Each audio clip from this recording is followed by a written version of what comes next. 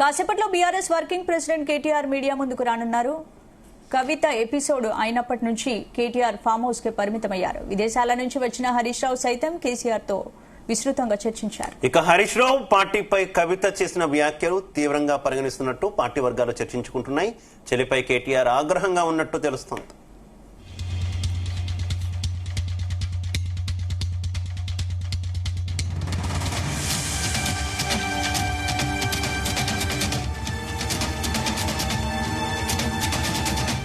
Right, మరి కాసేపట్లో BRS working president KTR media ముందుకు రాబోతున్నారు. అయితే ఈ మీడియా సమావేశానికి చాలా ప్రాధాన్యత ఉంది. కవిత ఎపిసోడ్ నడుస్తున్నప్పటి నుంచి కూడా కేటీఆర్ ఎక్కడ కూడా రెస్పాండ్ అయిన సిచ్యువేషన్ లేదు. మరోవైపు కవిత చేసినటువంటి ఆరోపణలు, పార్టీ మీద చేసినటువంటి వ్యాఖ్యల పట్ల బీఆర్ఎస్ పార్టీ తీవ్రంగా పరిగణిస్తున్నట్టు తెలుస్తుంది. ఈ నేపథ్యంలో ఈ మీడియా సమావేశంలో కేటీఆర్ ఏం మాట్లాడబోతున్నారనేటటువంటి ఒక ఉత్కంఠ కంటిన్యూ అవుతుంది. ఇక కేటీఆర్ మీడియా సమావేశానికి సంబంధించి మరింత సమాచారం మా బ్యూరో చీఫ్ నరేందర్ అందిస్తారు. నరేందర్. శివ, మరి కాసేపట్లో BRS working president KTR media ముందుకు రాబోతున్నారు. ఈ కవిత ఎపిసోడ్ తర్వాత మొదటిసారి ఆయనే మీడియాని అడ్రస్ చేస్తూ మాట్లాడే అవకాశం ఉంది. దీంట్లో కవిత అంశంతో పాటు యూరియాకి సంబంధించినటువంటి అంశం రాష్ట్రంలో పెద్ద ఎత్తున కొరత ఉంది. దీనికి సంబంధించిన ఇప్పటికే రైతులు మొత్తం తీవ్ర ఇబ్బందులు పడుతున్నటువంటి అంశం కూడా ఉంది. ఆ అంశాన్ని ప్రస్తావించబోతున్నారు. అదే సమయంలో ఉపరాష్ట్రపతికి సంబంధించినటువంటి దాంట్లో ఇప్పటికే ఎన్డీఏ పక్షానికి కానీ లేదంటే ఇండీ పక్షానికి కానీ దేనికి కూడా మద్దతు ఇవ్వమని ఒక స్పష్టత ఇచ్చారు. తటస్థంగా ఉంటామని స్పష్టం చేసినట్టు నేపథ్యంలో రేపు ఆ ఎలక్షన్స్ ఉన్నాయి. దాని మీద కూడా తమ పార్టీ అభిప్రాయాన్ని ఇప్పటికే కేసీఆర్ నుంచి ఒక అనౌన్స్ అయితే వచ్చింది. అఫీషియల్గా ఈరోజు కేటీఆర్ కూడా ఈ అంశం మీద మాట్లాడే అవకాశం ఉంది. మరొక అంశం కాళేశ్వరం సంబంధించినటువంటి అంశం మీద దీనికి సంబంధించిన ఇప్పటికే పెద్ద ఎత్తున చర్చ జరుగుతుంది. ఈ సమయంలో రేపు గోదావరి ఫేజ్ 1, ఫేజ్ 2కు సంబంధించినటువంటిది సీఎం రేవంత్ రెడ్డి శంకుస్థాపన చేయబోతున్నారు. దీనికి సంబంధించి మల్లన్న సాగర్ సంబంధించినటువంటి నీరు ఏదైతే ఉందో దీని మొత్తం కూడా దాదాపు 20 టీఎంసీలు దీనికోసం వాడాలన్నటువంటి ఆలోచన చేస్తున్నటువంటి నేపథ్యం ఉంది. కనుక మరి మల్లన్న సాగర్ మీద చేస్తున్నటువంటి వ్యాఖ్యల నేపథ్యంలో ఏం చేయాలి అంటే, ఒక పక్క కాళేశ్వరం కూలిపోయింది అని చెప్తున్నటువంటి వాళ్ళు మరి మల్లన్న సాగర్ నుంచి నీళ్లు ఎలాగ డైవర్ట్ చేసుకోగలుగుతారు అన్నటువంటి దాని మీద ఖచ్చితంగా దీని మీద రియాక్ట్ అయ్యే అవకాశం అయితే కనిపిస్తుంది. బట్ మొత్తానికి ఈ అంశాన్ని ప్రధానమైన అంశాలు కాకపోయినప్పటికీ, అంటే ఆ పార్టీకి సంబంధించినటువంటి కీలకమైనటువంటి అంశాలే అయినప్పటికీ కూడా బయటికి మాత్రం చాలా పెద్ద ఇంట్రెస్టింగ్ విషయం. ఇప్పుడు నేషనల్ మీడియా కానీ స్టేట్ మీడియా కూడా పెద్ద ఎత్తున కవిత గురించి కేటీఆర్ తన అన్న ఏం చెప్పబోతున్నాడు అనేటువంటి విషయం మీద ప్రధానమైనటువంటి చర్చ అయితే జరగబోతోంది. ఇక్కడ ముఖ్యంగా గడిచిన కొంతకాలం నుంచి మనం చూస్తున్నాం. ఒక 4-5 రోజుల నుంచి కూడా చాలా మౌనంగా ఉంటున్నారు కేటీఆర్. ఫామ్ హౌస్కే పరిమితం అవుతున్నటువంటి పరిస్థితి. కేటీఆర్ తన తండ్రి కేసీఆర్తో మాత్రమే సమావేశం అవుతున్నటువంటి పరిస్థితి ఉంది. ఎవరు కూడా దీని మీద మాట్లాడొద్దు అని చెప్పినటువంటి నేపథ్యంలో దీని మీద ఎవరు కూడా మాట్లాడలేదు. ఇప్పటివరకు మీడియాతో కూడా ఎవరు మాట్లాడని పరిస్థితి కనిపించింది. మొన్న హరీష్ రావు మీద పెద్ద ఎత్తున కవిత ఆరోపణ చేసింది, సంతోష్ రావు మీద ఆరోపణ చేసినటువంటి పరిస్థితి కూడా మనం చూసాం. దీని మీద ఆయన యూకేకి వెళ్ళొచ్చిన తర్వాత హరీష్ రావు విమానాశ్రయంలో కాసేపు మాత్రమే 2-3 నిమిషాలు మాత్రమే మాట్లాడారు. దాంట్లో కవిత ఆరోపణపై ఆమె విజ్ఞతగా వదిలేస్తున్నాను, అదే సమయంలో ప్రతిపక్షాలు మాట్లాడినట్టుగా ఆమె వ్యాఖ్యలు ఉన్నాయి అన్నటువంటి 2 పదాలు మాత్రమే మాట్లాడారు. మిగతా ఏది కూడా మాట్లాడకుండానే ఆయన నేరుగా ఇంటికి వెళ్ళిపోయారు. తర్వాత కేసీఆర్ గులాబీ బాస్తో సమావేశమయ్యారు. అందులో కేటీఆర్ కూడా ఉన్నారు. భవిష్యత్తులో కేటీఆర్ హరీష్ రావు కూడా ఏ రకంగా రియాక్ట్ అవుతారు, పూర్తి స్థాయిలో ఏమైనా ప్రెస్ మీట్ పెట్టి మాట్లాడతారా అనే ఒక చర్చ కూడా ఉంది. కానీ ఎట్టకేలకు ఈరోజు బీఆర్ఎస్ వర్కింగ్ ప్రెసిడెంట్ హోదాలో కవిత అన్న కేటీఆర్ ఈరోజు తెలంగాణ భవన్కి రాబోతున్న నేపథ్యంలో ఈరోజు ఖచ్చితంగా ఈ అంశం ప్రస్తావనకు వచ్చే అవకాశం అయితే ఉంది. ఇందులో ప్రధానమైనటువంటి అంశాలు ఉన్నాయి. ఎందుకంటే ముందు ఒక 3-4 నెలల నుంచి కూడా కవిత బీఆర్ఎస్ని ఏకిపారేస్తున్నటువంటి పరిస్థితి కూడా మనం చూసాం. దీంట్లో ప్రధానమైనటువంటి అంశాలు ఉన్నాయి. పార్టీ సరి అయినటువంటి విధంగా నడవట్లేదు.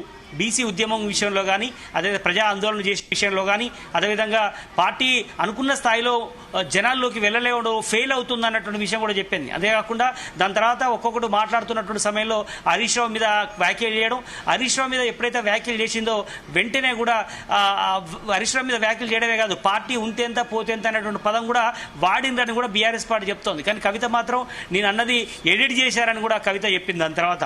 బట్ అంతిమంగా మాత్రం ఈ 2 అంశాల మీద క్రమశిక్షణ రాహిత్యం కింద పార్టీ చూసింది. వెంటనే కవితను సస్పెండ్ చేసినటువంటి పరిస్థితి కూడా మనం చూసాం. దీని తర్వాత ఈ సస్పెండ్ ఎప్పుడైతే చేశారో అప్పటి నుంచి కూడా తెలంగాణ భవన్కు కేటీఆర్ రాలేదు, హరీష్ రావు రాలేదు. మొత్తం కేసీఆర్తో మాత్రమే సమావేశం అయినటువంటి పరిస్థితి కూడా మనం చూసాం. కనుక ఇప్పుడు జాగృతి పేరుతో ఆమె చాలా సీరియస్గా వర్కౌట్ చేస్తుంది.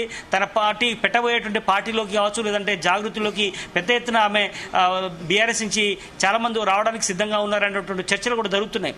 ఈ నేపథ్యంలో నిజంగానే కవిత నుంచి బయటికి, కవితకు పార్టీలోకి కావచ్చు, ఆమె జాగృతిలోకి ఎవరైనా వెళ్లే అవకాశం ఉంటుందా లేదంటే ఏంది అనేది కూడా పెద్ద ఎత్తున చర్చ జరుగుతున్న నేపథ్యంలో ఈరోజు కేటీఆర్ ప్రెస్ మీట్ చాలా కీలకంగా మారబోతుంది.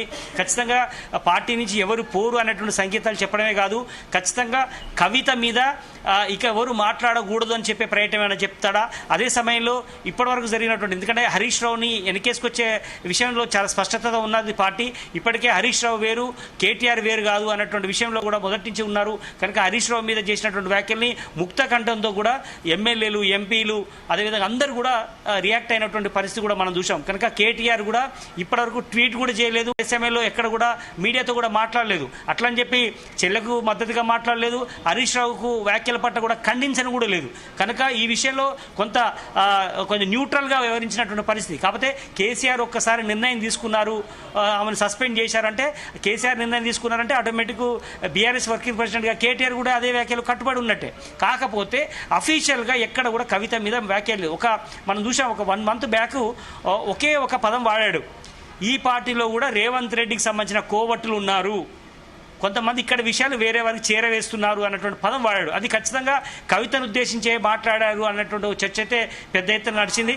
బట్ ఇట్లాంటి అన్ని అంశాల మీద కూడా ప్రెస్ మీట్లో ఆయన వ్యాఖ్యలు చేసే అవకాశం ఉంది. ఖచ్చితంగా కవిత మీద ఘాటుగానే వ్యాఖ్యలు చేసే అవకాశం అయితే కనిపిస్తుంది. శివ, అయితే కవిత నుంచి కూడా ఏమైనా రెస్పాన్స్ వచ్చే అవకాశం ఉంటుంది కదా? ఇప్పుడు దాకా కూడా కేటీఆర్ మీద మాట్లాడుతున్నారని తొలుత అనుకున్నప్పటికీ కూడా తర్వాత హరీష్ రావు మీద ఆమె బాణాలు ఎక్కుపెట్టినటువంటి పరిస్థితి. ఇప్పుడు నేరుగా ఒకవేళ కేటీఆర్ కనుక రెస్పాండ్ అవ్వడం, ఒకవేళ కామెంట్లు చేయడం కనుక ఏదైనా ఉంటే ఖచ్చితంగా కవిత నుంచి కూడా కౌంటర్ పడేటటువంటి అవకాశం ఉన్న నేపథ్యంలో అన్నా చెల్లెళ్ళ పోరు బహిర్గతమయ్యే అవకాశం ఉందనుకోవచ్చా నరేందర్? ఖచ్చితంగా. ఎందుకంటే తన అన్న అంటే అమితమైనటువంటి ప్రేమ కవితకు. ఎందుకంటే రాఖీ ఎవ్రీ ఇయర్ కూడా కడుతుంది, ఈసారి కట్టలేదు. బట్ మొదటి నుంచి కూడా నా రామన్ అంటే నాకు ఎనలేని ప్రేమ అని కూడా చాలాసార్లు ప్రెస్ మీట్ కూడా చెప్పింది. కేసీఆర్ నాకు గాడ్ లాంటి వ్యక్తి, రామన్ అంటే నాకు ఇష్టం అని చెప్పింది. అదే సమయంలో హరీష్ రావును కూడా ఒకప్పుడు చాలా మెచ్చుకున్నటువంటి సందర్భాన్ని కూడా మనం చూసాం, సంతోష్ రావుని, హరీష్ రావుని. కానీ ఈ మధ్యలో జరుగుతున్నటువంటి పరిణామాల నేపథ్యంలో ఎందుకో ఇద్దరి మధ్యలో ఒక దుష్మన్ లాగా వ్యవహరిస్తున్నటువంటి పరిస్థితి ఉంది. మరి నిజంగా ఇద్దరి మధ్యలో ఉన్నటువంటి పంచాయతీ ఏందో మనకు తెలియాల్సిన అవసరం ఉంది. బట్ అంతిమంగా మాత్రం హరీష్ రావు పెద్ద ఎత్తున కాళేశ్వరం విషయంలో వేల కోట్ల రూపాయలు వెనకేసుకున్నారు. పెద్ద ఎత్తున బీఆర్ఎస్ సంబంధించినటువంటి అభ్యర్థులకు కూడా తన స్వార్థం కోసం, భవిష్యత్తులో ఆయన పెద్ద పదవి కోసం అభ్యర్థులకు ఫండింగ్ చేశాడు. ఆ కాళేశ్వరం డబ్బుల్ని ఫండింగ్ చేశాడు. ఆయన ఇల్లు బంగారం అవుతే సరిపోతుందా? తెలంగాణ ప్రజల కుటుంబాలు బంగారం కాకూడదా? బంగారు తెలంగాణ కాకూడదా? అలాంటి వ్యాఖ్యలు కావచ్చు, చాలా అంశాలు. ఎందుకంటే రామారావు జాగ్రత్తగా ఉండు, హరీష్ రూపంలో పార్టీకి ముప్పు పొంచి ఉంది, ఖచ్చితంగా పార్టీ కైవసం చేసుకునే అవకాశం ఉన్నాడు అన్నటువంటి వ్యాఖ్యలు కూడా చేసిన వ్యక్తంలో ఈ మొత్తం కూడా పెద్ద ఎత్తున చర్చ జరిగినటువంటి నేపథ్యం అయితే ఉంది. అందుకని వీటి మీద ఖచ్చితంగా కేటీఆర్ రియాక్ట్ అయ్యే అవకాశం అయితే కనిపిస్తుంది. అయితే మీడియా నేరుగా ఆయన ప్రెస్ మీట్లో మాత్రం ఈ కవిత ప్రెస్ మీట్తో మాటలతో స్టార్ట్ చేసే అవకాశం అయితే లేదు. ఖచ్చితంగా ఇంతకుముందు మనం చెప్పినట్టుగా మల్లన్న సాగర్ నీళ్లను ఏ రకంగా డైవర్ట్ చేస్తారు, నీళ్లే లేవనప్పుడు, నీళ్లే ఏ రకంగా లేనప్పుడు ఏ రకంగా డైవర్ట్ చేసే అవకాశం ఉందని లాంటి వ్యాఖ్యలు కావచ్చు, యూరియా విషయంలో కావచ్చు, ఉపరాష్ట్రపతి విషయంలో కావచ్చు, ఇవన్నీ అంశాలు మాట్లాడిన తర్వాత ఖచ్చితంగా మీడియా అడిగే ప్రశ్నలకు ఆయన ఘాటుగానే స్పందించే అవకాశం ఉంది కవిత ఇష్యూలో. ఒకవేళ కవితగా విషయంలో మాత్రం కేటీఆర్ రియాక్ట్ అయితే ఖచ్చితంగా ఈరోజు సాయంత్రమే మళ్ళీ జాగృతి అధ్యక్షురాలు కవిత ఖచ్చితంగా కౌంటర్ ప్రెస్ మీట్ పెట్టే అవకాశం ఉంటుంది, లేదంటే జాగృతి వాళ్ళతో మాట్లాడించే అవకాశం అయితే కనిపిస్తుంది. బట్ అంతిమంగా ఇప్పుడు బీఆర్ఎస్కు కవిత మధ్యలో ఒక కోల్డ్ వార్ లాగా మారినటువంటి పరిస్థితి ఉంది. ఆమె భవిష్యత్తు ఏంటి అనేటువంటి ఒక ప్రశ్నార్థకంగా మారుతున్నటువంటి నేపథ్యంలో ఇప్పుడు బీఆర్ఎస్ వాళ్ళందరూ నిన్నటి వరకు హరీష్ రావు గ్రూపు, కేటీఆర్ గ్రూపు, ఇలా 2-3 గ్రూపులుగా ఉన్నటువంటి పరిస్థితి మనం చూసాం. అంటే బయటికి మాత్రం ఎక్కడ కనిపించకపోయేది, కానీ ఇంటర్నల్గా ఉండేది. కానీ ఆ ఇంటర్నల్ ఉన్న వాళ్ళందరూ కూడా ఇప్పుడు కలిసిపోయినటువంటి పరిస్థితి ఉంది. అంటే మీ అందరూ కూడా ఒకటే అనేటువంటి ఒక మెసేజ్ ఇచ్చినటువంటి పరిస్థితి ఉంది కవిత ఎప్పుడైతే వ్యాఖ్యలు చేసిందో. బట్ ఇప్పుడు అంతిమంగా ఇప్పుడు ఒకవేళ కేటీఆర్ కనుక వ్యాఖ్యలు చేస్తే ఖచ్చితంగా కవిత కూడా మళ్ళీ రియాక్ట్ అయ్యే అవకాశం ఉంటుంది. ఇప్పటికే తన భవిష్యత్ కార్యాచరణను 1-2 రోజుల్లో చెప్తానటువంటి స్పష్టత ఉంది. ఆమె కౌంటర్గా ప్రెస్ మీట్ పెట్టి కూడా ఆల్మోస్ట్ 2-3 రోజులు అవుతుంది. కనుక ఇంకొక 2-3 రోజుల తర్వాత ఆమె ఘాటుగానే చేసే వ్యాఖ్యలు అయితే మనకు కనిపిస్తున్నాయి. Right, okay, thank you Narender.